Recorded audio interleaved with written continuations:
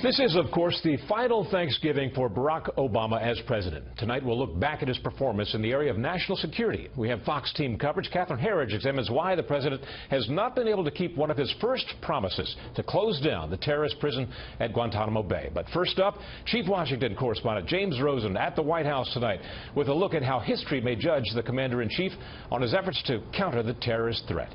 Good evening, James. Doug, good evening. On most issues, most modern presidents compile a record that is at best mixed. And so it is for Barack Obama and his prosecution of a war on terror that he inherited from his predecessor.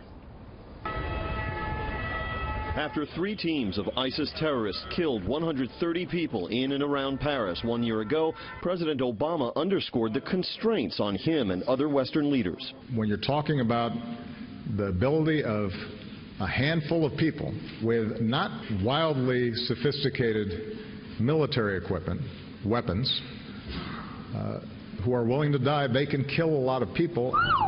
3 weeks later, ISIS-inspired terrorists shot and killed 14 people in Southern California. The rise of ISIS in Syria and Iraq, the group's unprecedented seizure of territory and cash, and its ability to recruit killers online, including on U.S. soil, all after Mr. Obama dismissed ISIS as the junior varsity of terrorist groups, left Americans uncertain whether their commander-in-chief had a firm handle on the problem. I don't want to put the cart before the horse. We don't have a strategy yet. I don't think history will judge the administration to have been very effective.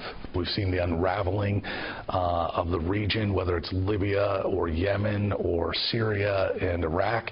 And we've also seen an increase of terrorism in international sort of theaters, Western Europe, airports, and now in America. As a candidate, then Senator Obama vowed to shift the war on terror from Iraq to Afghanistan. If another attack on our homeland comes, it will likely come from the same region where 9/11 was planned. And as president, Mr. Obama authorized a troop surge in Afghanistan and brought Osama bin Laden to justice. A small team of Americans carried out the operation with extraordinary courage and capability.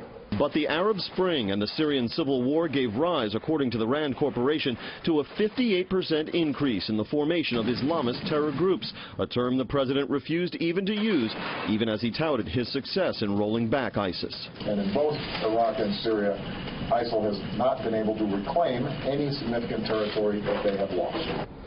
The White House says that President Obama treated the global war on terror much like other global issues, in that it was always his aim to enlist regional allies and to help train them so that they could carry the fight to the terrorists largely on their own.